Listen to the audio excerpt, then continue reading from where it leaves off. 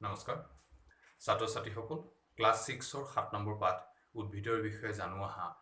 getting to know প্লান্টছ তাৰ ওপৰত আমি আজি আলোচনা কৰিম আশা কৰোঁ পাঠটো বুজা তোমালোকৰ খুবেই সুবিধা হ'ব তোমালোকে দেৰি নকৰি পেজ নাম্বাৰ 52 মেইন বুকখন যদি উলিয়াই লোৱা সন্মুখত তেতিয়াহ'লে পাঠটো বুজিবলৈ খুবেই সুবিধা হ'ব ঠিক আছে সো পেজ নাম্বাৰ 53 এখন চাৰ্ট আছে সেই চাৰ্টখন তোমালোকে ফিল আপ কৰিবলৈ চেষ্টা কৰিবা তোমালোকৰ আশে-পাশে থকা গছবোৰৰ বিষয়ে তথ্য সংগ্ৰহ কৰিবলৈ চেষ্টা কৰিবা তেতিয়া তোমালোকৰ প্ৰতিটো বস্তু যেটা তোমালোকে হাতে চুবা তোমালোকে মানে অনুভৱ কৰিবা এটা বুজি পাবলৈ বেছি সুবিধা হ'ব ঠিক আছে চেষ্টা কৰিবা কিন্তু পাতবোৰ গছবোৰ চাবলৈ যাওঁতে কোনো ধৰণৰ ডাল আৰু কাণ্ড বা ডাল মানে কাণ্ড আৰু পাত ইত্যাদিবোৰ কিন্তু নষ্ট নকৰিবা ঠিক আছে সো এই পাঠত আমি আলোচনা কৰিম পাঠটো আমি দুটা খণ্ডত বিভক্ত কৰিছো প্ৰথম পাঠটোত আমি আলোচনা কৰিম উদ্ভিদৰ শ্ৰেণী বিভাগ লগতে কাণ্ড আৰু পাত তাৰ পিছৰ খণ্ডটোত আমি আলোচনা কৰিম শিপা আৰু ফুলৰ বিভিন্ন অংশসমূহ ঠিক আছে সো দেৰি নকৰি আৰম্ভ কৰিছো যে উদ্ভিদৰ শ্ৰেণী বিভাগ যে উদ্ভিদৰ শ্ৰেণী বিভাগৰ ক্ষেত্ৰত তোমালোকক এইটো মই ইনফৰমেশ্যন দিম যে তোমালোকৰ চাৰিওফালে বিভিন্ন ধৰণৰ গছ দেখিছা বিভিন্ন ধৰণৰ গছৰ পাতৰ আকাৰ দেখিছা বিভিন্ন ৰঙৰ পাত দেখিছা বিভিন্ন ৰঙৰ ফুল দেখিছা এই সকলো শিপা দেখিছা বিভিন্ন ধৰণৰ শিপা দেখিছা এই সকলোবোৰ ওপৰত নিৰ্ভৰ কৰি উদ্ভিদক প্ৰধানতঃ তিনি ভাগত বিভক্ত কৰা হৈছে ঠিক আছে প্ৰথমটো হৈছে তৃণ তাৰপিছত গুল্ম তাৰপিছত বৃক্ষ ঠিক আছে বৃক্ষ বুলি কোৱাৰ লগে লগে আমি ডাঙৰ গছবোৰৰ কথাই ভাবো তৃণ বুলি কোৱাৰ লগে লগে একেবাৰে ঘাঁহ আটাইতকৈ উৎকৃষ্ট উদাহৰণ তোমালোকৰ ঘৰৰ আশে-পাশে থকা ঘাঁহ বনবোৰ সেইবোৰ হৈছে দুবৰি বন হওক যিকোনো মানে ঘাঁহ জাতীয় যিবোৰ মানে গছ সেই সকলোবোৰ তৃণৰ বিভাগত পৰে এটা তোমালোকৰ প্ৰশ্ন আহিব যে তৃণৰ ক্ষেত্ৰত কি লক্ষণ দেখা যায় গুল্মৰ ক্ষেত্ৰত কি লক্ষণ দেখা যায় বা বৃক্ষৰ ক্ষেত্ৰত কি লক্ষণ দেখা যায় সেইকেইটা জনা খুবেই জৰুৰী তোমালোকে পেজ নাম্বাৰ যদি 54 উলিয়াই লোৱা তেতিয়া তোমালোকৰ বুজি পোৱাত আৰু ভাল হ'ব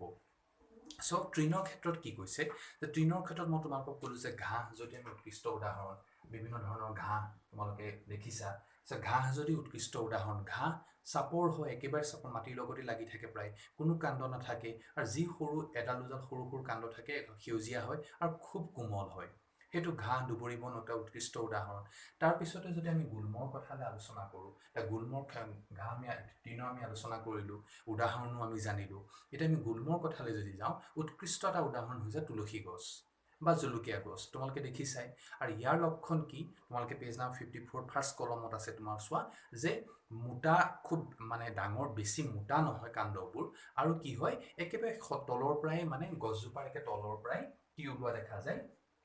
তলৰ পৰাই কাণ্ডবোৰ ওলোৱা দেখা যায় তোমালোকে যদি মন কৰিছা তোমালোকে যদি দেখিবা তুলসী গছ নিশ্চয় মন কৰিছা মোৰ জলকীয়া গছ নিশ্চয় মন কৰিছা তোমালোকে এনেকুৱা ধৰণৰ গছ কি শাৰীত পৰে বুলি কবা গুল্ম জাতীয় শাৰীত পৰে এই জলকীয়া বা তুলসী জাতীয় গছ ঠিক আছে সো কিমান ওখ হয় তোমালোকে অনুমান কৰিব পাৰিছা তোমালোকে নিশ্চয় দেখিছা আৰু কি লক্ষণ বেছি কাণ্ডবোৰ বেছি টান নহয় আৰু বেছি মোটাও নহয় আৰু কি হয় প্ৰায় পৰাপক্ষত মানে মাটি মানে শিপাৰ মানে একে তলৰ প্ৰায় কাণ্ডবোৰ হোৱা দেখা যায় ঠিক আছে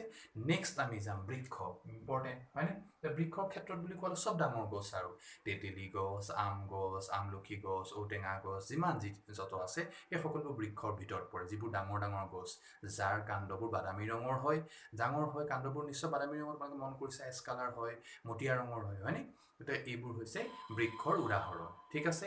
নেক্সট এতিয়া আমি যাম আলোচনা কৰিম যে এই তিনিটাৰ উপৰি আৰু দুটা বিষয় আমি আলোচনা এই পাঠটোত কৰিব লাগিব সেইকেইটা কি সেইকেইটা হৈছে ধাবক জাতীয় গছ আৰু লতা জাতীয় গছ ধাবক জাতীয় গছক ইংৰাজীত কোৱা হয় ক্ৰিপাৰ্ছ আৰু লতা জাতীয় গছক কোৱা হয় ক্লাইম্বাৰ্ছ সো এতিয়া ধাবকনো কি আৰু লতা জাতীয় গছনো কি খুবেই ইম্পৰ্টেণ্ট জনাটো তেতিয়াহ'লে তোমালোকে মন কৰিবা যে ধাবক বা ক্ৰিপাৰৰ ক্ষেত্ৰত কি বুলি কোৱা হৈছে যে যিবোৰ গছৰ মানে কাণ্ডবোৰ বিৰাট দুৰ্বল হয় কাণ্ডবোৰ বিৰাট দুৰ্বল হোৱাৰ কাৰণে কি হয় তেওঁলোকে সেই গছবোৰে মানে নিজে থিয় হ'ব নোৱাৰে নিজে যেতিয়া থিয় হ'ব নোৱাৰে সেইকাৰণে সিহঁতে কি হয় মানে মাটিতে তুমি দেখিবা বগাই পেলাই আগবাঢ়ি যায় তোমালোকে যদি জালি কোমোৰা নকওঁ তোমালোকে যদি ৰঙালাও গছ দেখিছা মাটিত বগোৱা তোমালোকে লক্ষ্য কৰিব পাৰিবা আমাৰ গাঁৱৰ ঘৰবোৰত খুবেই দেখা যায় মানে সিহঁতে এনেকৈ থিয় উঠিব নোৱাৰে মানে সিহঁতৰ কাণ্ডবোৰ দুৰ্বল হয় সেইকাৰণে মাটিতে কি হৈ যায় মানে বগাই পেলাই যাবলৈ আৰম্ভ কৰে সেইবোৰক ক'ব হয় ধাৱক জাতীয় গছ তাৰপিছতে আমি যাম লতা জাতীয় গছ লতা জাতীয় গছনো কি লতা তাৰ নামটোতে আছে লতা মানে ই বগাই পেলাই যায় এতিয়া তোমালোকে বহুত ধৰণৰ ফুলৰ গছো দেখিছা তোমালোকে যদি পাণ গছজোপালৈ চোৱা পাণ গছজোপা নিজে থিয় হ'ব নোৱাৰে পাণ গছজোপা হয় তামোল গছজোপাৰ লগত বান্ধি দিব লাগিব তেতিয়া সেই তামোল গছজোপাত খামুচি ধৰি আকৰ্ষক কিছুমানত খামুচি ধৰি সি ওপৰলৈ উঠি যাব পাৰে লতা হিচাপে বগাই পেলাই ওপৰলৈ উঠি যাব পাৰে কিন্তু কি লাগিব এটা ছাপোৰ্ট লাগিব এটা মানে যদি সি মানে কোনো এটা মানে ধৰিব পৰা যিকোনো এটা বস্তু পায় তেতিয়া সি বগাই যাবলৈ সুবিধা পায় এটা ছাপোৰ্ট লাগিব ঠিক আছে যি মানে কোনো কাৰোবাৰ ঘৰ কৰি পেলাই কাৰোবাৰ মানে সহায়ত ওপৰলৈ উঠি যাব পাৰে সেইবোৰক কি ক'ব ক্লাইম্বাৰ তাৰপিছতে আমি আলোচনা কৰিম এতিয়া প্ৰধানতঃ কাণ্ড এতিয়া কাণ্ডটো তোমালোকে বহুত গছৰ কাণ্ড দেখিছা বহুত ডাঙৰ দেখিছা বহুত মিহি দেখিছা দেখিছা কিন্তু বাদামী ৰঙৰ হৈ পৰাপক্ষত কিছুমান কাণ্ড আকৌ সেউজীয়াও হয় এতিয়া কাণ্ডৰ ক্ষেত্ৰত আমি কি শিকিব লাগিব যে কাণ্ডৰ ক্ষেত্ৰত পেজ নাম্বাৰ যদি 54 চোৱা এতিয়া কাণ্ডৰ ক্ষেত্ৰত এটা পৰীক্ষা এটা দিছে তোমালোকে মন কৰা এটা বিকাৰত কি কৰিছে পানী লৈছে আৰু তাত অলপ এটোপাল দুটোপাল কি পেলাই দিছে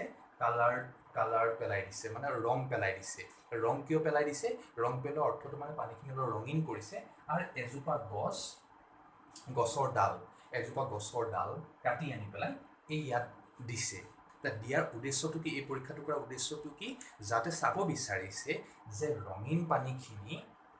আমি যদি ৰঙীন নকৰিলোহেঁতেন পানী ওপৰলৈ যদি উঠিও গৈছে আমি লক্ষ্য নকৰিলোহেঁতেন কিন্তু যে ৰঙীন কৰিম তাৰ ৰঙীন পানীখিনি যে ওপৰলৈ উঠি গৈছে আমি কাণ্ডডালত লক্ষ্য কৰিব পাৰিম এই পৰীক্ষাটোতে আমি কি বুজাব বিচাৰিছোঁ আমি এইটোৱে বুজাব বিচাৰিছোঁ যে কাণ্ডৰ ভিতৰত কিছুমান নলী থাকে তোমালোকে পেজ নাম্বাৰ 55ত চিত্ৰ 7.6 তলত লক্ষ্য কৰিবা যে কিছুমান নলী থাকে সেই নলীবোৰ তোমালোকে কি নাম সেইবোৰ ওপৰৰ ক্লাছত শিকিবা তোমালোকে খালি এতিয়া জানিবা কিছুমান নলী থাকে এই নলীবোৰৰ দি পেলাই কি হয় খনিজ লৱণ মাটিৰ তলত থকা খনিজ লৱণ পানী এইবোৰ ওপৰলৈ গছে কাণ্ডৰ মাধ্যমেৰে শোষণ কৰিব পাৰে ঠিক আছে মনত থাকিব ভেৰি চিম্পল তাৰপিছতে আমি নেক্সট কোনটো পৰীক্ষাটোলৈ যাওঁ নেক্সট আমি কাণ্ড শিকাৰ পিছত এটা কাণ্ড তোমালোকে নিশ্চয় গম পাইছা কাণ্ড থকাৰ কাৰণে গছজোপাত পাতবোৰ থাকিব পাৰে সেইটো এটা কাম আৰু কাণ্ডই কি কৰে মাটিৰ তলৰ পৰা বিভিন্ন ধৰণৰ খনিজ লৱণ পানী সেইবোৰ শোষণ কৰাত মানে শিপাই যে শোষণ কৰে সেইবোৰ গছৰ বিভিন্ন অংশলৈ লৈ যোৱাত কাণ্ডই সহায় কৰে বুজিছে কাণ্ডৰ কাম নেক্সট আমি আলোচনা কৰিম পাতত আমি শিকিবলগীয়া বহুতকেইটা কথা আছে প্ৰথম কি শিকিম তোমালোকে বিভিন্ন আকাৰৰ পাত দেখিছা বিভিন্ন শ্বেপ এণ্ড চাইজ হয়নে বিভিন্ন শ্বেপ এণ্ড চাইজৰ তোমালোকে পাত দেখিছা হয়নে এইটোক ক'ব বৃন্ত আৰু এই সম্পূৰ্ণ এইটোক ক'ব ফলক ঠিক আছে এই সম্পূৰ্ণ পাতটোক ক'ব ফলক আৰু এইডালক ক'ব বৃন্ত ঠিক আছে বৃন্তৰ লগত পাতটো লাগি থাকে ঠিক আছে আৰু এডাল শিৰা গৈছে মাজেদি যোৱা শিৰাডালক ক'ব মধ্য শিৰা আৰু বাকীবোৰক ক'ব শিৰা সাধাৰণ শিৰা ঠিক আছে এতিয়া তোমালোকে বিভিন্ন ৰঙৰ তোমালোকে পাত দেখিছা নাই বিভিন্ন ৰঙৰ পাত দেখিছা হয়নে বিভিন্ন ৰঙৰ বিভিন্ন আকাৰ আকৃতি পাত দেখিছা এতিয়া কথা এই পাতত শিকিবলগীয়া কেইবাটাও কথা আছে প্ৰথম কথা ক'লোঁ যে তোমালোকে অংশকেইটা চিনি পালা তাৰপিছত আমি শিকিম শিৰাবিন্যাস শিৰা